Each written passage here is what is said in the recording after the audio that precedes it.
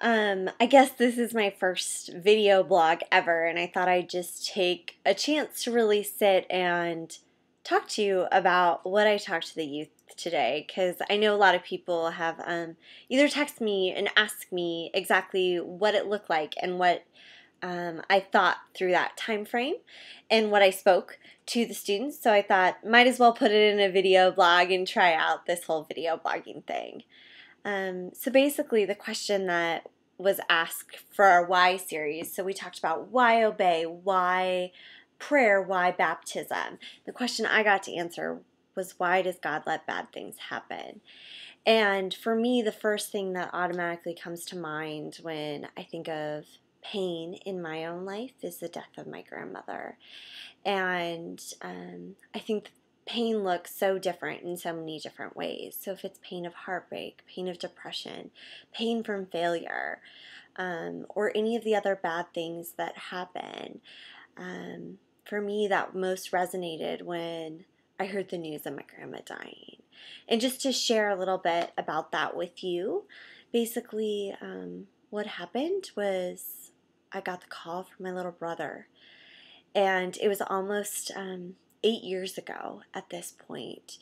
And it was the end of April and Friday before finals of my freshman year of college. I was a little 19-year-old who had no clue really what death looked like and how it felt. And I got the call from my brother saying that Grandma was being rushed to the hospital. Now, to understand what Grandma meant to me, it's like telling you this is my mom. She moved from Huntington Beach to San Jose to take care of me. She was the person that would make every meal, help me with laundry, listen to me cry about silly stuff, teach me piano, um, graciously still love me when I told her it was not cool for her to walk me to junior high down the street anymore. She was someone that just showed me what grace and love meant at every turn, every path, in ways that only a grandmother can, and only someone who loves God can, to be very frank. And to me, for the rest of my life, I will hope to live a life that's just this close to the woman she was to me. And basically, what happened through later on is I rushed to LAX when I heard that she was going to the hospital, and standing at the ticket counter at Southwest, I got the call from my mom telling me that Grandma was dead. And I didn't know how to process that or what to do. But in that moment, I knew I was upset, pissed off at God, and didn't understand why He would allow something to happen to someone I loved so much.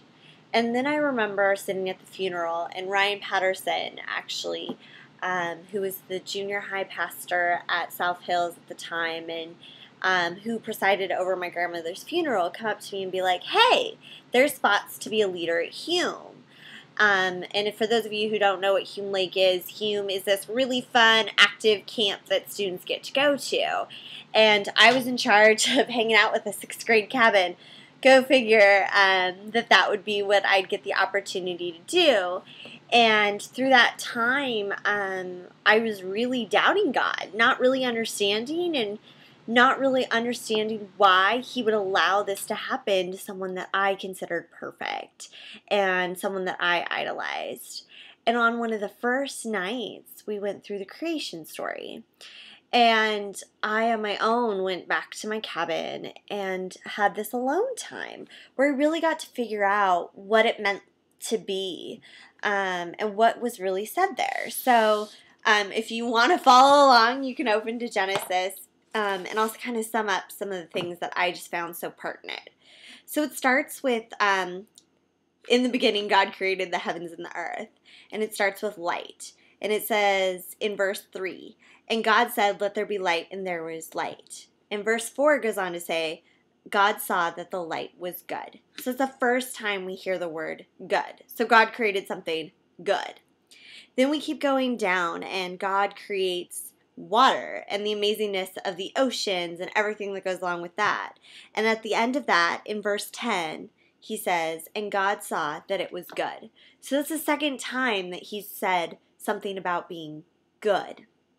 The next thing that comes along is when vegetation is created and the bushes and the trees and all those great things. And in verse, 12, again it says, and God saw that that was good. So we're at 3 times now. And then we come down to the creation of the skies and the stars and everything that's beautiful there. And in verse 18, for the 4th time, God says, and God said that it was good. And then we come down and the fish and the birds and all those cool things are created. And in verse 21, for the 5th time, it said, and God saw it was good. And then we come to living creatures and all the things that go along there. And for the 6th time at that point, it says, and God saw it was good. And then humans are created. And how that's all wrapped up is God saw all that he had made, and it was very good. So we changed from being just good to very good. So 7 times we've heard the word good. Then all of a sudden it continues to go on talking about Adam and Eve and how they shouldn't be apart and all that stuff. And it talks about how the earth was good and all these things were good. And the first time it brings up evil is in verse 16. It says, you are free to eat from any tree in the garden, but you must not eat from the tree of knowledge of good and evil. For when you eat, you will certainly die.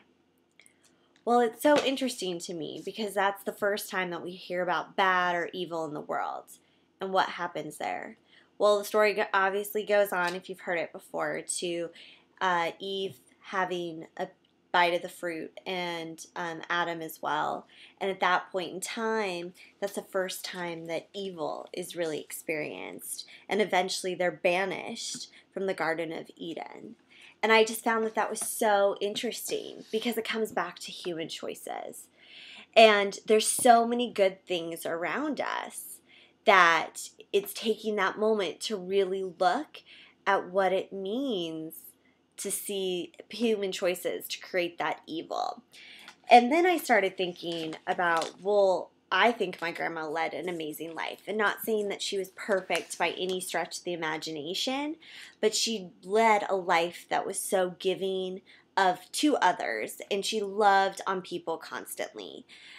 So then that made me think of Romans 8:38 through 39, which said, for I am convinced that neither death nor life, neither angels nor demons, neither the present nor the future, nor any powers, neither height nor depth, nor anything else in all creation will be able to separate us from the love of God that is in Jesus Christ our Lord.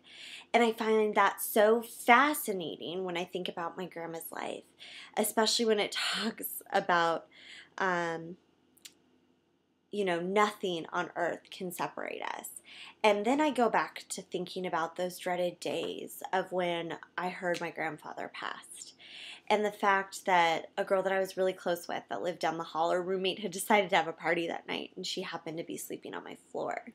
And my roommate at the time never got up early and happened to get up early that day. And all of a sudden, all these pieces came together so those women were able to be there for me in my time of need. And, my grandma had Alzheimer's, and part of how she passed away was in a fire, and probably some of that was due to the Alzheimer's. But at the end of the day, I can tell you that she knew who I was, and that's priceless. And I think that the reason why we go through the bad things is because of people's choices.